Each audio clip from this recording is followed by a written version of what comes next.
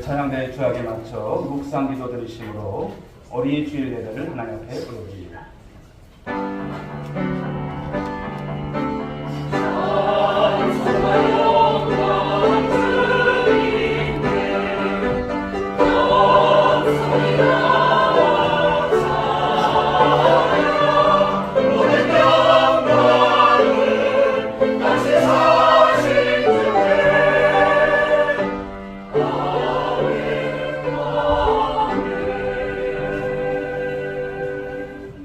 자녀들아, 주 안에서 너희 부모에게 순종하라. 이것이 옳으니라.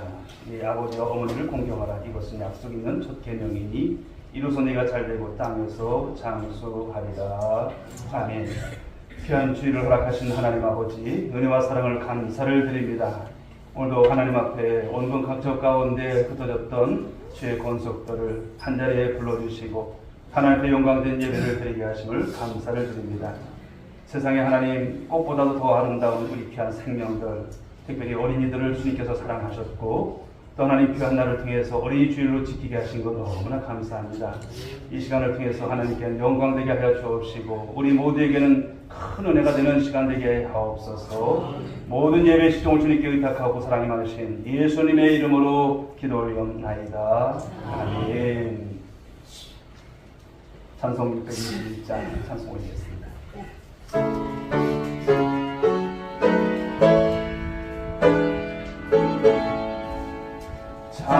찬양하라 내 영혼아, 찬양하라 내 영혼아, 온 마음과 정성 다하여 주 찬양하라. 경배하라 내 영혼아, 경배하라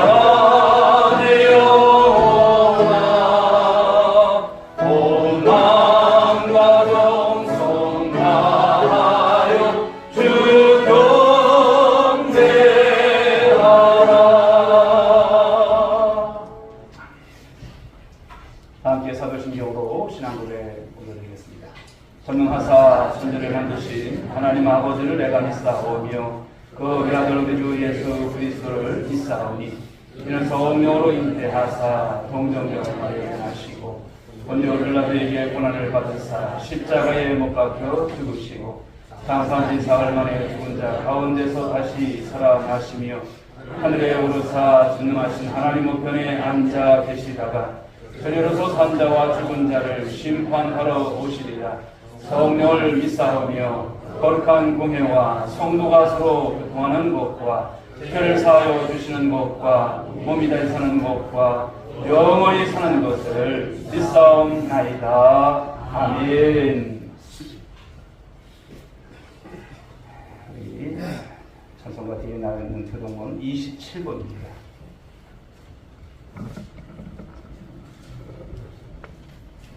27번 시편 51편을 교독하시겠습니다. 하나님의 주의 인자를 따라 내게 은혜를 베푸시며 나의 죄악을 맑게 씻으시며 나의 죄를 깨끗이 제하소서.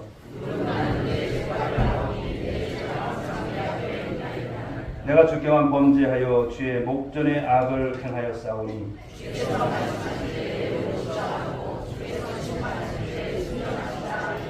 내가 죄악 중에서 출생하였으며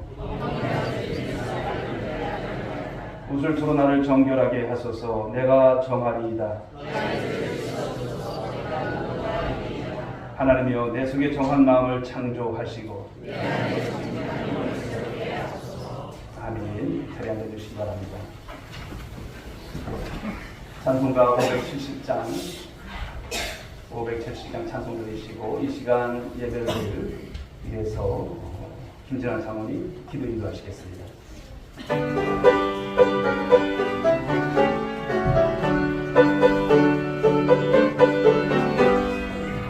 주는 나를 기르시는 목자요 나는 주님의 귀한 어린 양 푸른 들과 맑으시는 물가로 나를 늘 인도하여 주신다. 주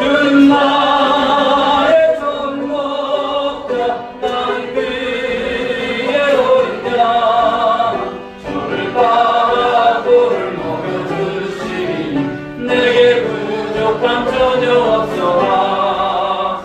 예쁜 새들 노래하는 아침과 높이 뛰는 고운한 노래, 사랑하는 나의 목자른 손 나를 언제나 불러주신다. 주는 나의 손목자, 나는 그의 어린 양. 저를 따라 꼴을 먹여주시니 내게 부족한 전혀 없어라. 못된 짐승 나를 맺지 못하고 거친 비바람 삼지 못하리. 나의 주님 강한 손을 펼치사 나를 주야로 지켜주신다. 주는 나의 손목자, 나는 그의 어린 양. 저를 따라 꼴을 먹여주시니 내게 부족함 전혀 없어라. 아멘.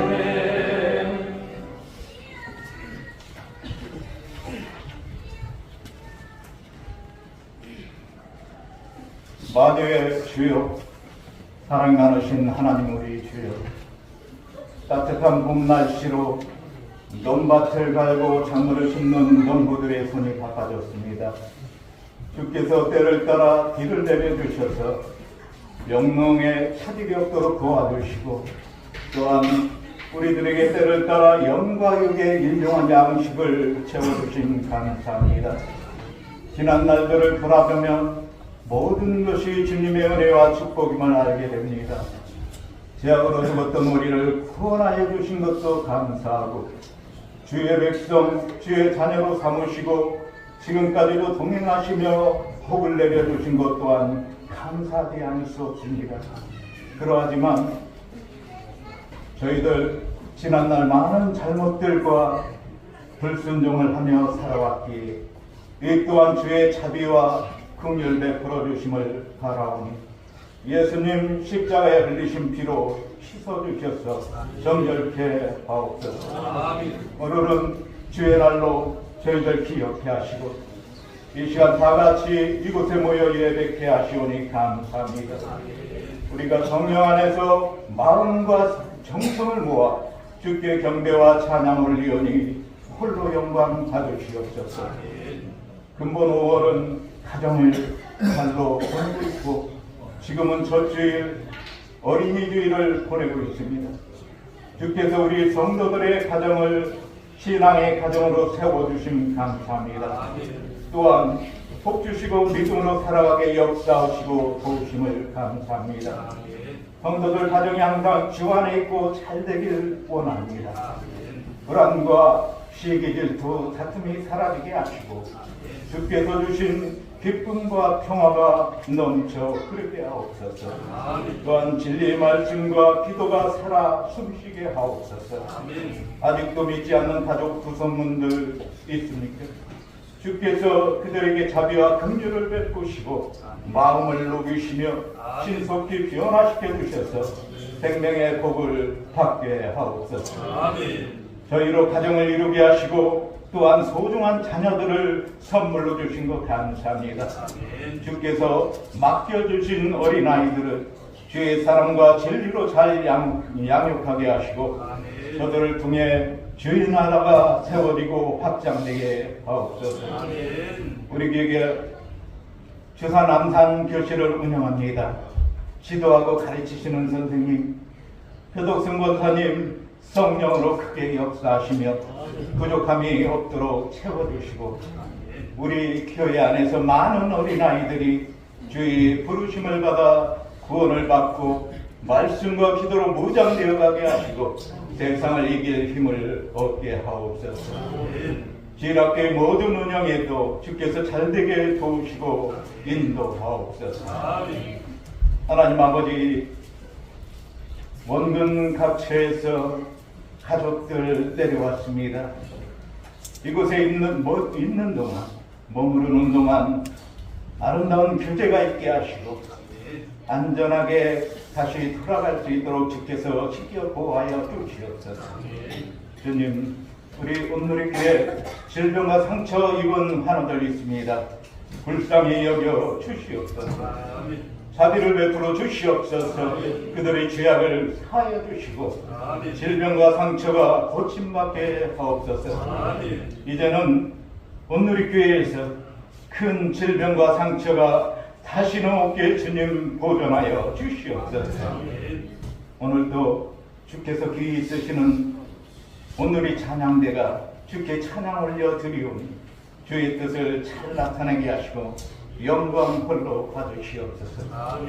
지휘자와 반주자 대원들이 맡겨진 사명을 잘 수행할 수 있도록 형통의 복으로 축복해 주시고 일상 속에서 겸손과 찬양이 넘쳐나게 하옵소서.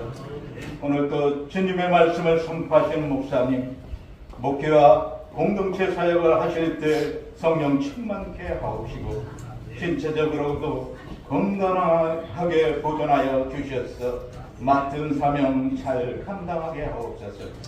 오늘도 말씀 선포하실 때 말씀의 능력과 은혜가 우리에게 크고 충만케 하시고 우리의 심령에 심겨져 하나님의 사랑으로 더 아름답게 변화된 인생을 살아가게 하옵소서. 감사하며 예수 그리스도의 이름으로 기도하옵나이다.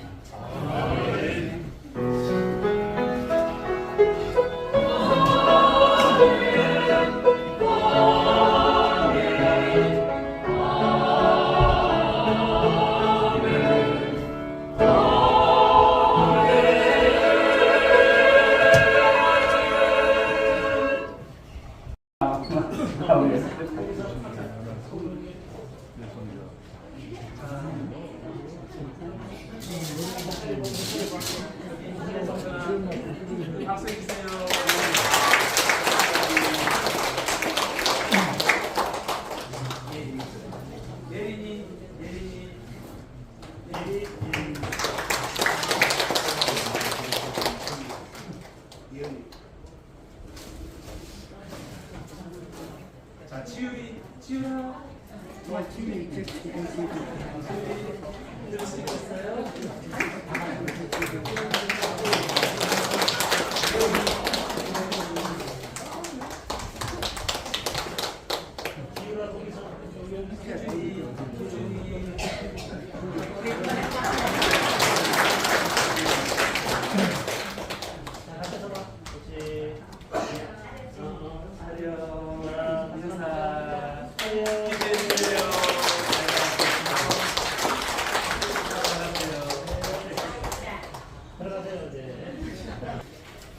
사절의 말씀, 3절 말씀입니다.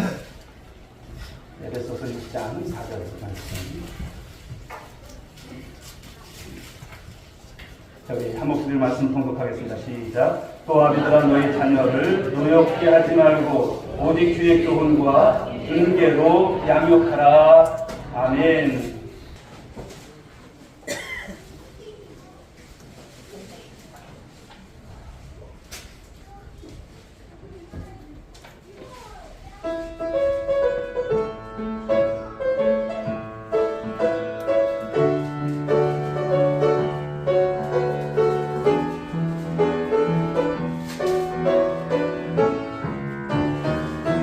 나를 사랑하는 주님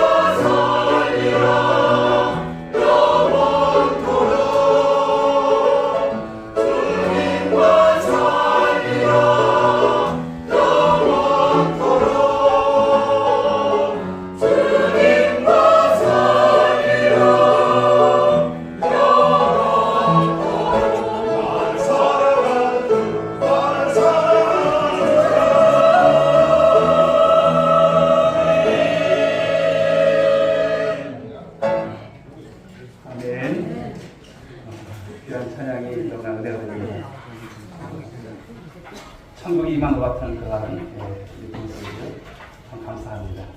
우리 자업들 한번 인사하실까요? 잘 오셨습니다. 주님의 이름으로 사랑하고 축복합니다.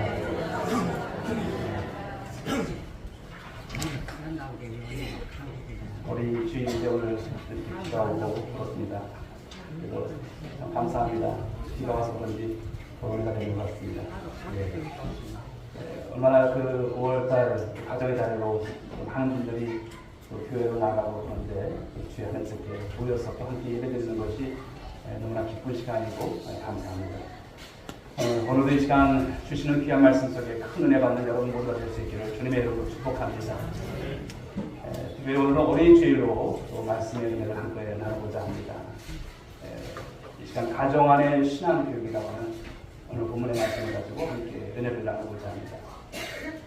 특별히 신앙 교육이라고 하는 것이 우리 가정에 정말 필요하고 또 이 말씀들을 통해서 여러분 모든 가정들이 신앙 안에서 잘 세워져가는 그런 가정들 모두가 될 수 있기를 간절히 소망합니다.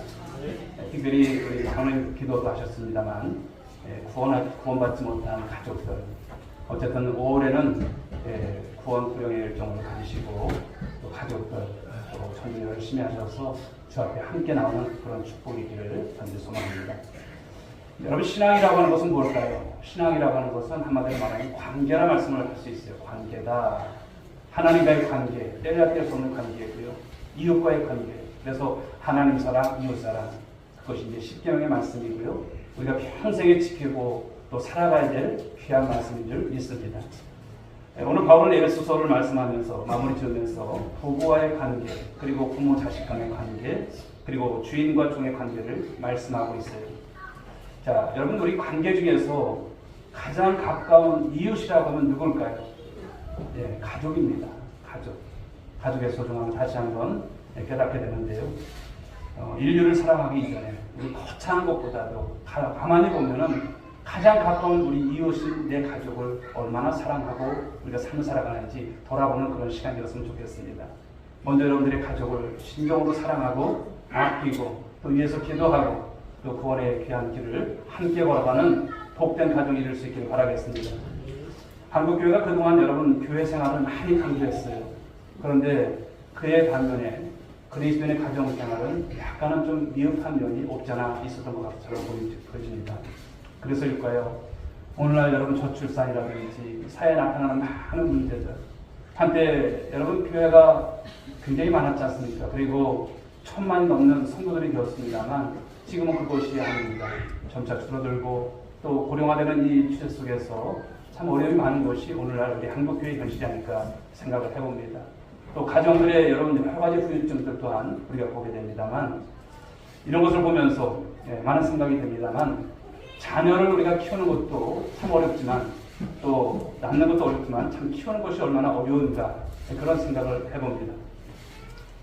저는 이 시간 그래서 우리 가정 안에서 정말 이루어져야 될 신앙교육이 무엇인가 이에 대한 말씀을 기차간에 나누면서 은혜를 받고자 합니다. 자, 오늘 본문 속에서 먼저 사도 바울은요 자녀와의 관계에서 소극적인 면을 먼저 강조하고 있습니다. 4절 상반절 한번 보실까요? 또 아비들아 너희 자녀를 노엽게 하지 말고 말씀을 합니다. 당시 여러분 로마 시대입니다. 로마 사회 속에서 이 아버지라고 하는 위치는 그 당시로 볼 때는 절대적인 권위를 가지고 있었던 시대입니다. 그 당시 이제 문화에서 오늘 사도 바울이 전하는 이 바로 에베소서의 말씀을 보면 상당히 생소한 듯한 그런 말씀이기도 하죠. 그런데 왜 오늘 바울이 처음부터 자녀들에게 있어서 노엽게 하지 말라 이 말을 하고 있을까요? 왜 말씀으로 시작했을까요? 자, 이 부분이 바로 무엇이냐면 부모로서 우리가 이제 삶을 살아가지만 가장 실수할 가능성이 많은 그런 높은 부분이기 때문에 오늘 이 말씀을 전한다는 거예요. 우리 자녀들을 그냥 내 자녀로 물론 알죠. 그렇지만 어떤 소유물로 그냥 쉽게 취급할 수 있는 그런 생각을 가질 때 이 자녀들과의 관계 속에서 많은 부분들이 어려움을 갖는다는 것이죠. 자, 보면 우리 부모가 어떠한 경우에 이 자녀들이 여러분 노엽게 될까요? 여러 가지 생각해 볼 수 있는데 몇 가지를 한번 나눠보겠습니다. 첫 번째는 지나치게 바로 간섭할 때 자녀들이 노하게 됩니다. 부모는 자녀보다 많은 면에 있어서 경험도 있고 또 지식도 있고 힘도 있고 능력도 있어요.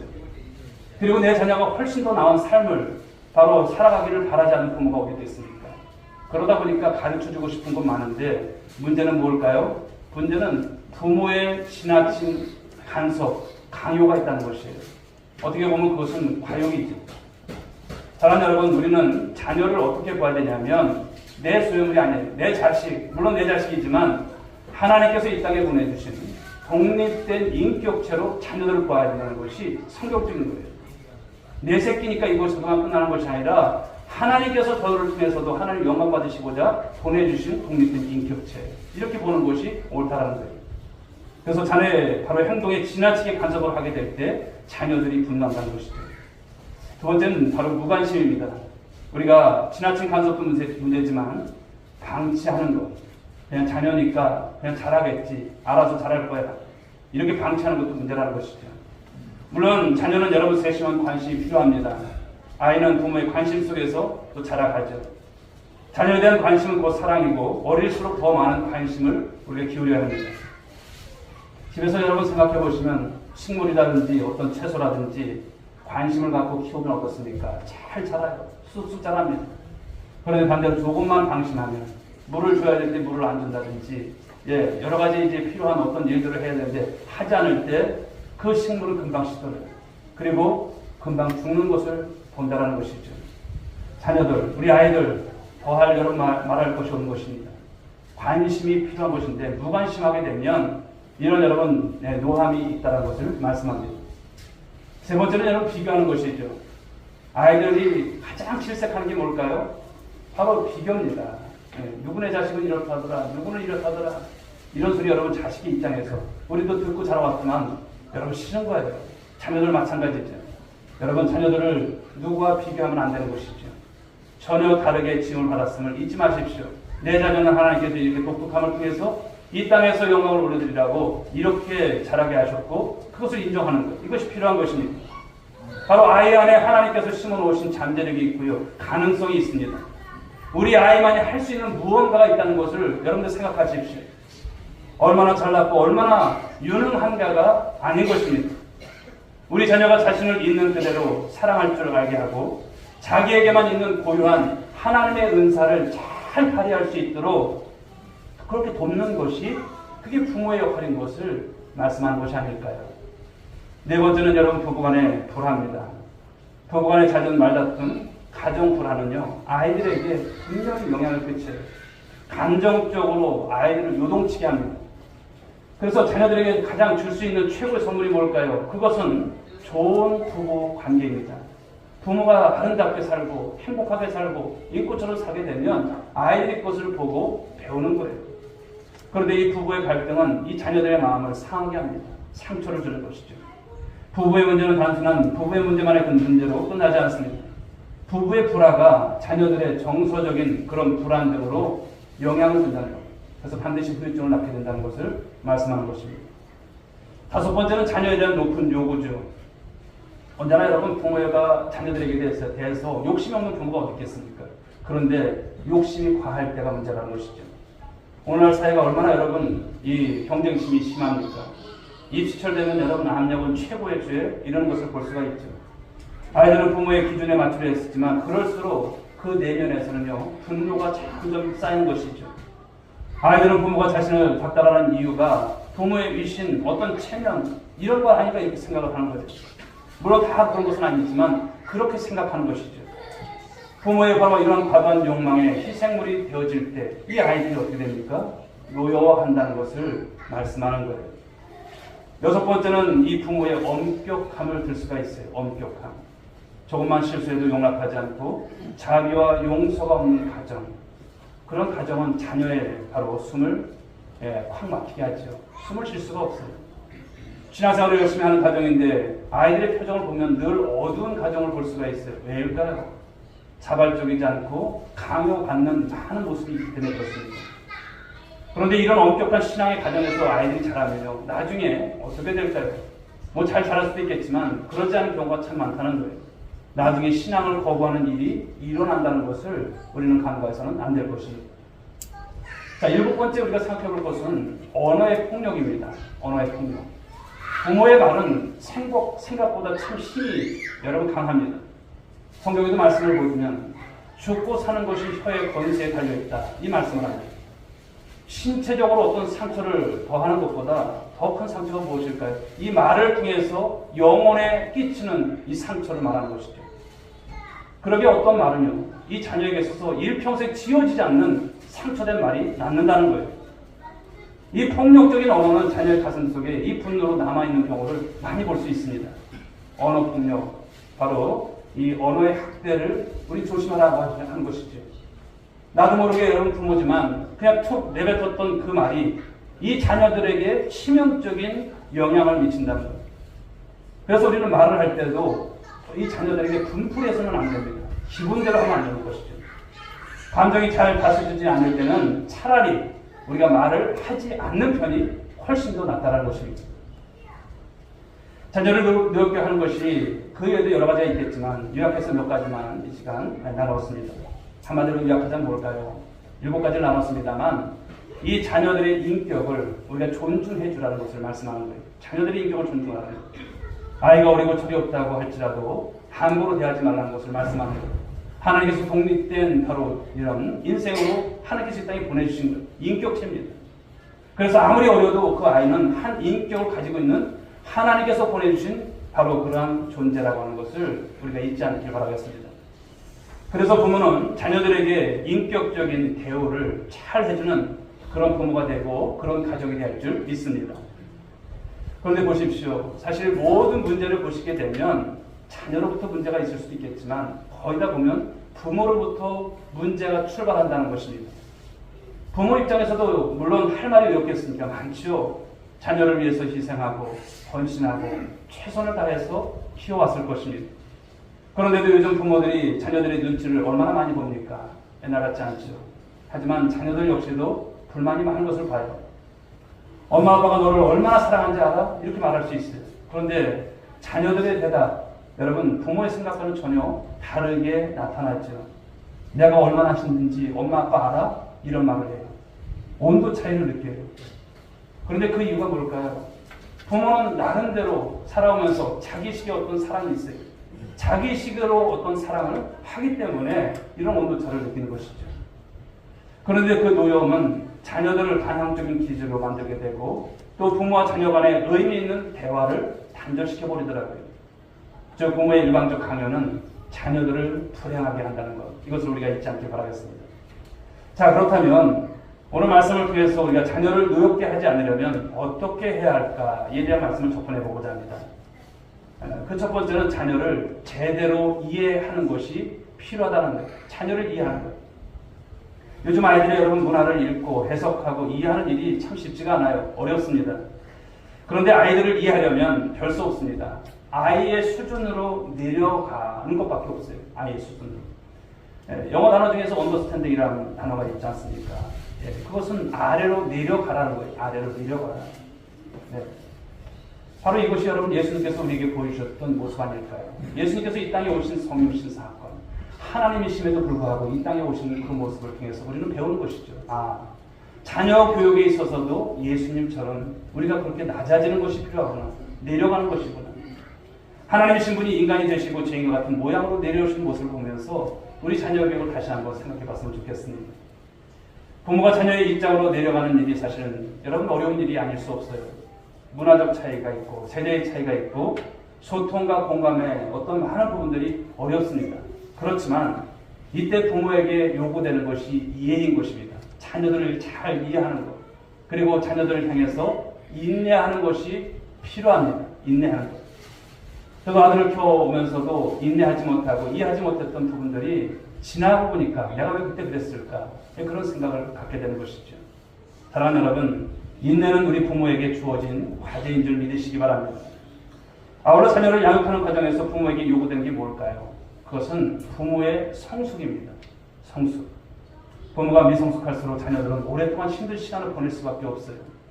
자녀가 온전한 인격으로 성숙할 때까지 시간에 걸릴 수밖에 없고 그 시간을 메꾸는 작업은 누가 해야 됩니까? 오롯이 부모의 역할인 거예요. 부모의 역할. 그동안 우리가 인내하시라는 것입니다. 자녀를 위해서 여러분 철회를 하기도 하시고 또 자녀를 위해서도 우리가 금식 기도를 하시기도 하고 다 좋습니다. 그러나 자녀의 실수 앞에서 얼마나 우리가 사랑으로 참아내고 얼마나 그 자녀를 위해서 품어냈는가, 이것이 필요한 것임을 다시 한번 그 중요성을 깨닫게 됩니다. 아이들이 마음이 안 드는 행동을 할 때 우리 부모는 여러분 그야말로 시험대에 오르는 거예요.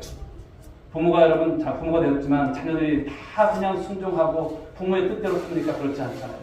순종하지 않을 게 그게 참 마음이 아픈 것이죠. 그럴 때마다 나타나는 것이 무엇입니까? 분노가 일어나는 거예요. 우리 가운데 분노는 싫습니다. 그러나 사랑하는 여러분, 십자가를 따르는 일이 어렵듯이 우리가 그런 생각을 해보는 것이죠. 십자가의 길이라고 하는 것은 우리가 선교지에서만 필요한 것이 아니더라고요. 자녀 양육에 있어서도 이 십자가의 길이 필요한 것을 말씀하고 있습니다. 그렇지만 그것은 여러분 십자가를 지는 심정으로 가게 되다 보면 하나님께서 함께 하시는 은혜가 있을 줄 믿으시기 바랍니다. 사랑하는 여러분, 자녀를 노엽게 하지 말라는 것은 그냥 아무렇게 그냥 자녀를 그냥 이렇게 키워가는 것이 아닌 것이죠. 반드시 여러분 자녀를 키울 때는 무엇이 필요합니까? 성경에 말씀한 것처럼, 잠언서에 말씀한 것처럼 징계가 필요합니다. 그래서 노엽게 하지 말라는 것을 징계하지 말라 이렇게 오해해서는 안 돼요. 방임하게 되면 자녀들을 우리가 세워나갈 때 방임하게 되게 되면 나중에 통제가 어렵게 된다는 것을 우리는 그동안 많이 경험해 왔습니다. 많은 부모들이 물론 아이들을 기죽이지 않으려고 애를 써요. 내 새끼 왜 기죽이냐고. 막 다른 사람들하고 싸우는 것도 봐요. 그런데 옛날에는 다른 사람들한테 자녀가 잘못했으면 야단 맞아도 그냥 야단 맞도록 내버려뒀잖아요. 근데 요즘은 그렇지 않더라고요. 그래서 이런 것이 사회 문제가 되고 막 싸움이 되고 하는 것도 많이 봅니다만, 그러나 무엇일까요? 물론 관심을 가지고 해야겠지만 이런 것에 있어서 징계가 없다면 자칫하면 이것이 방목이 될 수 있다는 것을 말씀한 것입니다. 그래서 사랑과 징계는 함께 가야 한다는 것을 말씀합니다. 성경 말씀을 보니까요, 어떤 것을 말씀합니까? 체벌에 대한 말씀을 하세요. 체벌을 지지하는 편에 여러분 성경이 있습니다. 잠언서 13장 24절 말씀을 보실까요? 읽어보겠습니다. 시작. 매를 아끼는 자는 그의 자식을 미워함이라. 자식을 사랑하는 자는 근실히 징계하느니라. 매를 아끼지 말라는 것을 말씀합니다. 물론 여러분 이것이 그냥 매를 그냥 매일 들라는 것이 아니에요. 자, 잠언서 23장 13절 14절 말씀을 보실까요? 읽어보겠습니다. 시작. 아이를 분개하지 아니하려고 하지 말라. 채찍으로 그를 때릴지라도 그가 죽지 아니하리라. 내가 그를 채찍으로 때리면 그의 영혼을 수월에서 구원하리라. 아이들의 길을 살려주는 것과 버릇없이 커가는 것을 구분하라는 거예요.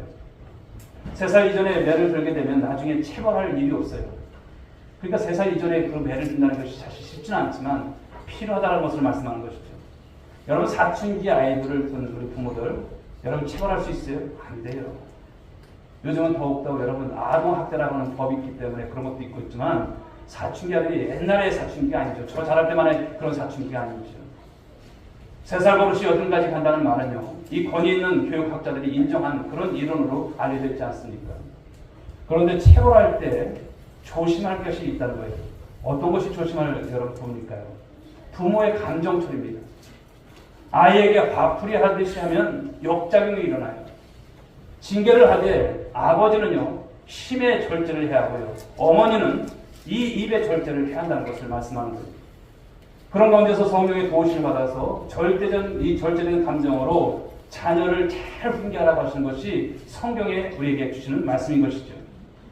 부모가 미성숙한 어떤 인격을 드러낸 다음에 모든 말과 그 행동은요, 마이너스가 되는 거예요. 잘한 것이 안 되는 것입니다. 물론 자녀 교육에 어려움이 있습니다만 부모 역시도 어떻습니까? 부모 역시도 죄성을 가진 연약한 인간이에요. 뿐만 아니라 우리 아이들 역시도 죄성 아래에 놓여 있습니다. 특히 사춘기를 둔 부모들은 이때 충돌은 불가피하죠. 부모 자식 간의 어떤 주도권 싸움, 보이지 않는 그런 행량한 기류가 흐르는 것을 봐요. 부모가 때로는 여러분 부모 자식 간의 그런 속에서 물론 여러분 순교라고 하는 것을 말하지만 순교까지도 경험하는 거예요. 내가 어떻게 이렇게 살아? 이렇게 생각이 들어요. 그러고 보면 이 부모 노릇 잘하는 것이 참 어려운 세상이다라고 하는 생각을 갖습니다. 사람으로 안 된다는 것. 그래서 여러분 이것을 우리가 인정하고 우리 부모 교육에 임하는 것이 필요합니다. 구약 인물 중에서 보게 되면 요셉과 사무엘을 들 수가 있습니다만 일찍 부모의 영향을 떠나서 살았던 아이들이었어요. 그런데 얼마나 여러분 훌륭한 그런 인물로 여러분 자랍니까? 그 비결이 무엇이었냐? 여러분 무엇일까요? 바로 하나님께서 그들을 양육해 주셨다는 것을 말씀하는 겁니다. 즉 여러분 우리는 어설픈 자녀 교육은 자녀들의 영혼을 망칠 수 있다는 것을 우리가 간과하지 마시라는 거예요. 자녀들을 여러분 보면 어떻습니까? 세월이 가는 것을 보면 빠르지만 생각보다 빨리 부모의 품을 떠나는 것을 볼 수가 있어요. 그래서 어떤 사람은 그런 말을 합니다. 내 집에서 잠시 아이들은요 머물다가 떠나는 귀한 손님이다. 이렇게 이야기를 합니다. 즉 자녀들이 곁에 있을 때가 중요한 거예요. 자녀들이 곁에 있을 때 사랑으로 잘 양육하고 훈련을 받게 해주는 것. 바로 이것이 중요한 것을 말씀하는 거예요. 그러니까 어려서 아이들을 신앙교육을 잘 시키시라는 거예요. 벌써 여러분 초등학교 5, 6학년 되면 애들이 말 안 들어요. 사춘기 접어들면 말 안 들고요. 중고등생 되면 여러분 더욱더 아이들을 지도한다는 것이 어려운 것이죠. 그래서 이제 어떤 목사님은 그런 책을 썼어요. 유년주일학교에 대한 중요성을 말하면서 이 유년주일학교에 승부할 것을. 우리 교회가 이제 2024년도 교육이 일어나라 이 말씀 속에서 다음 세대의 이제 비전을 우리가 선포하면서 나갑니다만, 우리 교회가 왜 여러분 이 추산암산 교실 같은 것을 합니까? 바로 이런 것을 통해서 어린 아이들을 바로 말씀 안에서 이제 키우고 또 자라게 하는 이런 일이 그 무엇보다도 중요하기 때문에 모든 것이 여러분 이제 우리 전도서에서 말씀한 것처럼 때와 기한이 있는 것을 말씀하는 거예요. 바로 이런 것을 가지고 행해나가는 여러분 우리 교회 학교에 또 이런 일들에 여러분들이 동참해 주시고 또 여러분 사랑하는 손자들, 손녀들 이 아이들을 말씀 안에서 잘 여러분 훈련시키고 양육하는 것이 너무나 귀한 거예요. 이 일들을 위해서 기도해 줄 수 있기 바라겠습니다. 하나님이 우리에게 위탁해 주신 여러분 귀한 주의 자녀들이죠. 바로 그래서 우리는 하나님의 자비와 긍휼을 구하는 그 경험을 가지고 자녀들을 보살피면서 바로 이런 모습 속에서 신앙 성장하는 일에 최선을 다하는 우리 모두가 되기를 간절히 소망합니다. 자, 두 번째 이제 바울은요, 이 부모의 적극적인 역할을 강조하고 있습니다. 노엽게 하는 것이 부정적 영향을 끼치는 것이라면, 자, 에베소 4장 3절 하반절을 보십시오. 오직 주의 교훈과 훈계로 양육하라 이 말씀을 주고 있어요. 즉 부모에게 있어서 긍정적인 역할을 주문하는 거예요. 그런데 그 말씀이 무엇입니까? 주의 교훈과 훈계라고 말씀합니다. 자, 교훈이라고 하는 것은 어떤 차원이냐면 예방적인 차원이에요. 그리고 이 훈계라고 하는 것은 치료적인 측면이 있는 것입니다. 자녀가 바르게 살아가도록 교훈을 주어도 그 가르침대로 살지 못하고 실수하고 옆길로 빠질 때가 아이들 참 많지 않습니까? 그때 무엇이 필요합니까? 그때 훈계가 필요하다고 하는 것을 말씀하는 거예요. 더욱이 자녀 교육의 여러분 기준이라고 하는 것은 세상적인 교육 기준을 말하는 것이 아니에요. 하나님의 말씀에 여러분 그 바탕을 두고 교육하고 바로 훈계하고 또 여기 여러분 이런 말씀으로 아이들을 지도하는 것을 말씀하고 있습니다. 자, 그런데 우리가 생각해 볼 것의 한 가지는 분명한 결론이 있는데 그것이 무엇이냐면 부모의 잔소리. 이것은 자녀의 인생을 바꿀 수 없다는 것을 저도 경험했고 여러분들도 경험했을 거예요. 이 부모의 잔소리가 필요할 수도 있지만 너무나 많은 잔소리는 도움이 안 된다는 것이죠. 주의 교훈과 훈계는요, 세속적인 교육 방식과 분명히 구별이 되는 거예요. 교육의 주도권을 바로 주님께 맡기는 거예요. 내가 하는 것이 아니라 주님께 맡기는 거예요.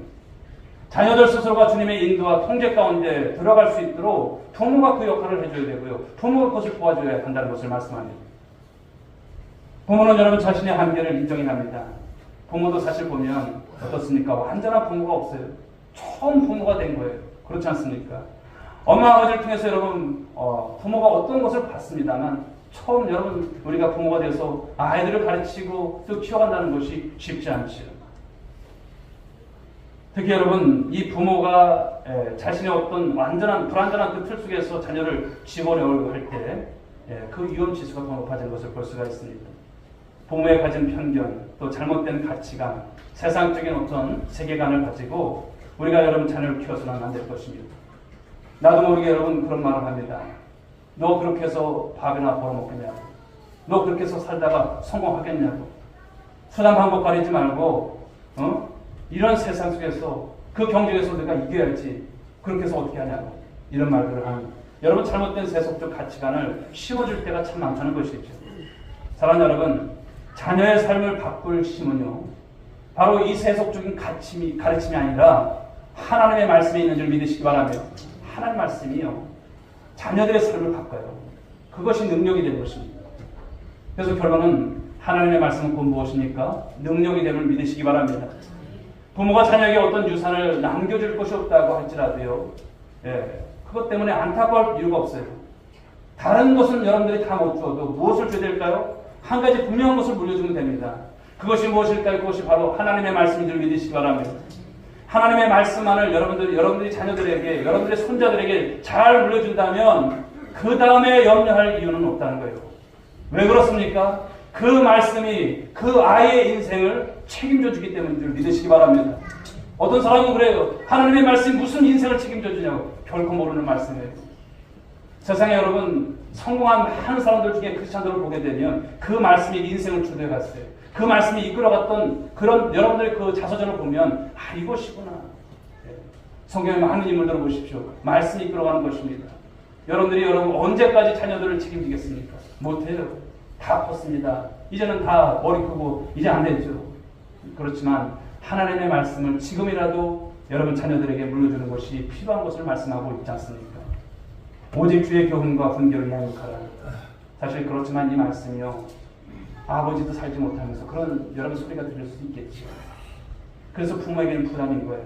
왜 이 말씀을 오늘 이날 이 어린 주일에 주실까? 주의 교훈과 분별을 양육하려면 먼저는 무엇이 필요합니까? 부모 자신이요 말씀대로 살아야 되는 거예요. 말씀대로 사는 것. 그렇지 않으면 어떤 말도 의미가 없습니다. 사실 자녀들은 부모가 보여준 대로 여러분 따라오게 되어 있어요. 그런데 부모에게 있어서 가장 안 좋은 것이 뭘까요? 이중성이라고 하는 것이 있죠. 부모의 여러분 말과 행동이 다르게 될 때, 바로 신앙과 삶의 괴리를 느껴질 때 자녀들은 혼란스러운 거예요. 가장 치명적으로 좋지 않은 교훈은 뭘까요? 부모의 위선이에요. 부모가 위선을 보이기 시작하면 자녀들은 부모를 따르지 않아요. 여러분의 신앙 상태가 어떠한지 한번 오늘 집에 가서 한번 물어보시는지 한번 물어보십시오. 자녀들은 잘 알고 있을 겁니다. 신앙이 최고라는 아버지가 집에 와서는 늘 돈 얘기만 하고 세상적인 이야기만 하면 자녀들은 헷갈리는 거예요. 부모가 바로 하나님을 두려워하지 않는 그런 모습으로 사는데 자녀들이 하나님을 두려워할 일이 있습니까? 없습니다. 부모가 먼저 하나님의 말씀 앞에 바로 서는 것보다 그래서 더 중요한 것이 없다는 것을 말씀하는 것이에요. 부모가 하나님을 두려운 만큼 바로 자녀들도 하나님을 두려워하고 그런 가운데서 바로 하나님을 잘 경외하는 삶이 될 줄 믿으시기 바랍니다. 물론 여러분 부모도 완벽할 수는 없어요. 그러나 신앙의 진정성과 진실성을 보이시라는 거예요. 때로는 여러분 부모도 실수하죠. 연약한 모습으로 살아갈 때가 있어요. 자녀들에게 본이 되지 않을 때가 있어요. 그럴 때는 어떻게 될까요? 항의하지 마시라는 거예요. 그래, 엄마 아빠도 이래. 이런 연약함이 있어. 이것을 말하는 거예요. 정직하게 인정하는 태도가 자녀들에게 좋다라는 것을 말씀하는 거예요. 그런 가운데서 오직 주의 교훈과 분별을 양육하라, 이 말씀을 하고 있습니다. 그런데 사랑하는 여러분, 오늘 말씀을 보시게 되면 이 4절에서 이 명령을 누구에게 주었습니까? 자, 또 아비들아, 이렇게 말씀했어요. 아비들아. 1차적인 책임이 누구한테 있다고 합니까? 아버지한테 있다는 거예요. 그런데 아버지는, 여러분 구약의 아버지는 누굽니까? 가정에 있어서 제사장 역할을 하는 아주 중요한 여러분 위치입니다. 그러나 오늘 이 말씀 속에서 이 아비라고 하는 것은 아버지만 말하는 것이 아니라 부모를 말하는 거예요. 부모. 자녀에 대한 신앙의 교육의 책임은 부모에게 있다는 것을 말씀하는 거예요. 물론 여러분 주일학교에서 아이들을 가르치고 지도하고 합니다만 여러분 주일학교에서 다 할까요? 주일에 여러분 이제 나와서 아이들이 배우고 공부하고 율동하고 하는 시간 길지 않습니다. 1시간이에요. 그 1시간이 여러분들은 애들의 인생을 다 책임지지 못해요. 그러면 어떻게 됩니까? 자녀 교육에 있어서 1차적인 책임은 부모가 지라는 거예요. 가정에서 그것을 해라는 것을 말씀하는 것이죠. 말씀이 가정에서 적용되고 경험해야 하는 것, 너무나 당연한 것을 말씀합니다. 그런데 오늘날의 여러분 가정의 이 신앙 교육은 세상 교육보다도 뒷전으로 여러분 밀려나 있지 않습니까?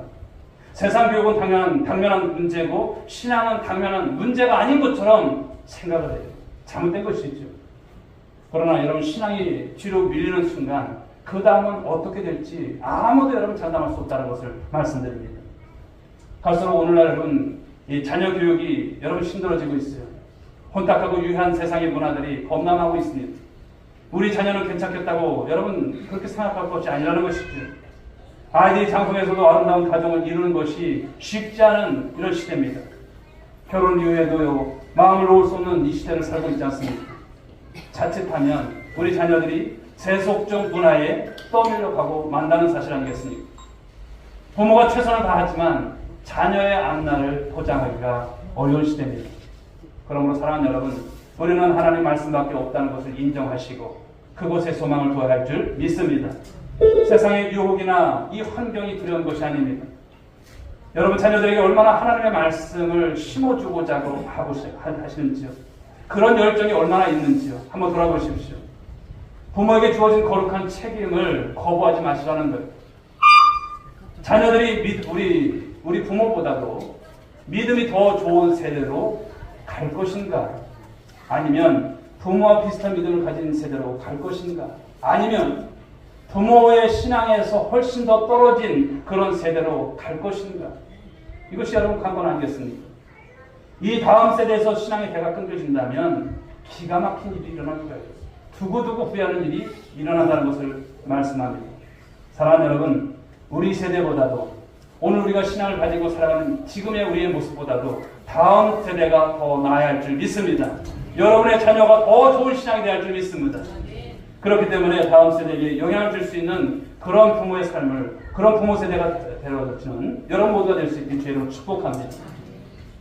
마지막으로 말씀을 드립니다. 마지막 부모가 해야 할 일이 있어요. 무엇일까요? 자녀를 위해서 주님 앞에 엎드리는 것입니다. 부모의 한계를 절대적으로 인정하고 하나님의 도우심을 구하는 것. 부모가 최선을 다하지만 모든 것은 누구의 손에 달려 있습니까? 하나님의 손에 달려 있는 거예요. 그런데 저와 여러분들이 지금 이렇게 말씀을 듣지만 우리 여러분 그런 생각 가지고 있습니까? 하나님께서 책임져 주실 것을 믿습니까? 그러지 못할 때가 참 많잖아요. 시편 말씀을 한번 보시겠습니다. 시편 127편 1절입니다. 읽어보겠습니다. 시작.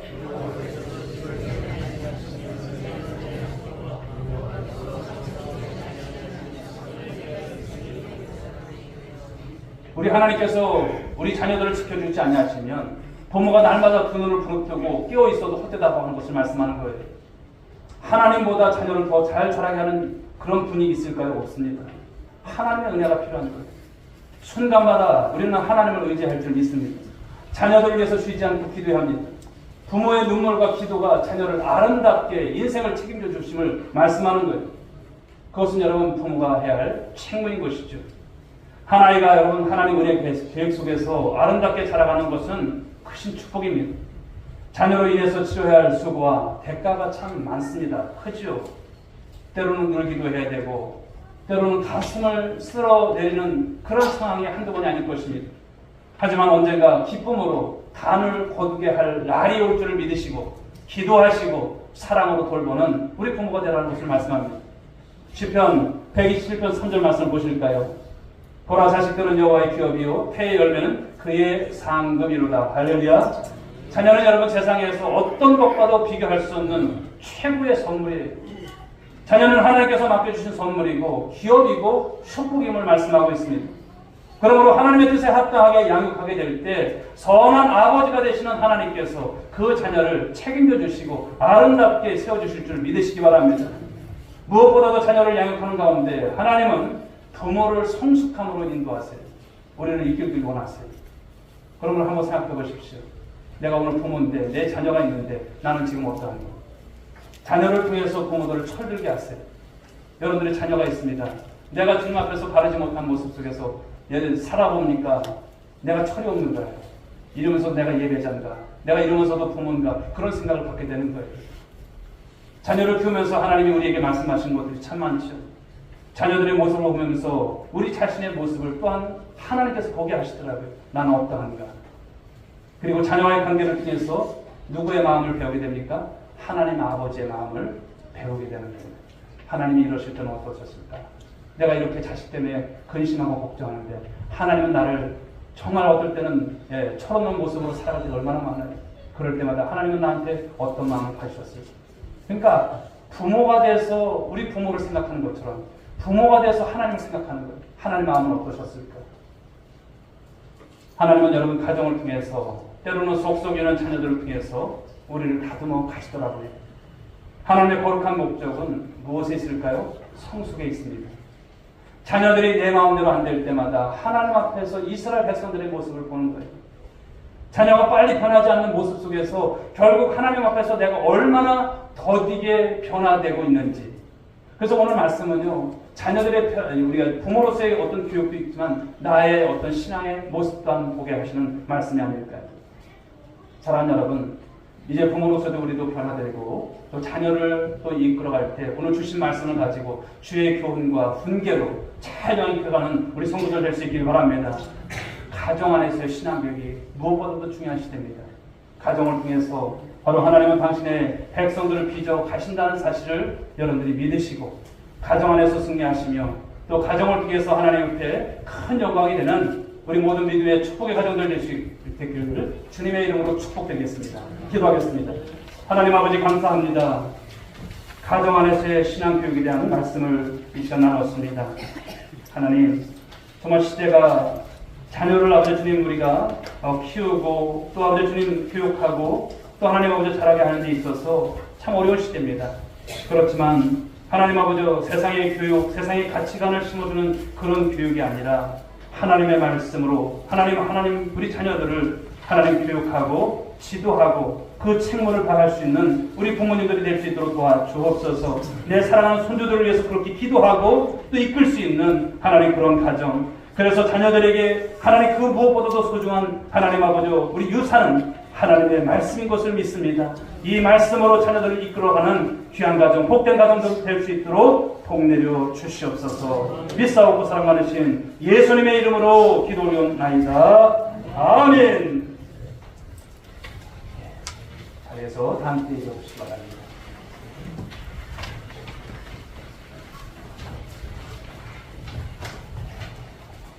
우리 옆에 분들에게 한번 인사하시겠습니다. 행복한 5월 되시기 바랍니다. 오늘 주신 말씀으로 승리하시기 바랍니다. 우리 소영 찬양 드리겠습니다.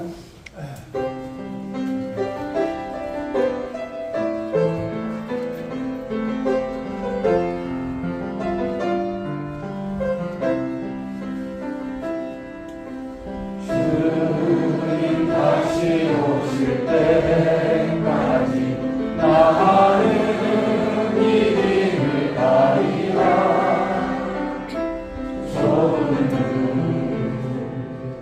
좋은 길 나의 십자가 지고 나의 가는 이길 끝에서 나는 주님을 보리라. 영광의 내 주님 나를 맞아주시니. 우리 두 손 들고 찬양합니다. 주님 다시 오실 때까지 나는 일어나 달려가리라. 주의 영광 온 땅 덮을 때 나는 일어나 노래하리. 내 사모하는 주님 온 세상 웃으시라. 내 사모하는 주님 영광의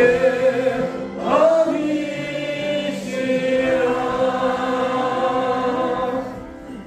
이제는 우리 구주 예수 그리스도의 은혜와 하나님 아버지의 극진하신 사랑하심과 성령의 감화감동 이를 충만하신 은총이 어린이 주일을 맞이해서 하나님의 귀한 말씀을 통해서 이제 신앙교육의 중요성을 깨닫고 이 말씀의 훈계와 교훈을 통해서 자녀들을 양육하기로 하지만 사랑하는 모든 믿음의 권속들 한 사람 한 사람 머리 위에 저희들의 가정 위에 그리고 사랑하는 우리 주일학교 모든 친구들 위에 다음 세대 위에 이제로부터 영원 무궁토록 함께 있을지어다.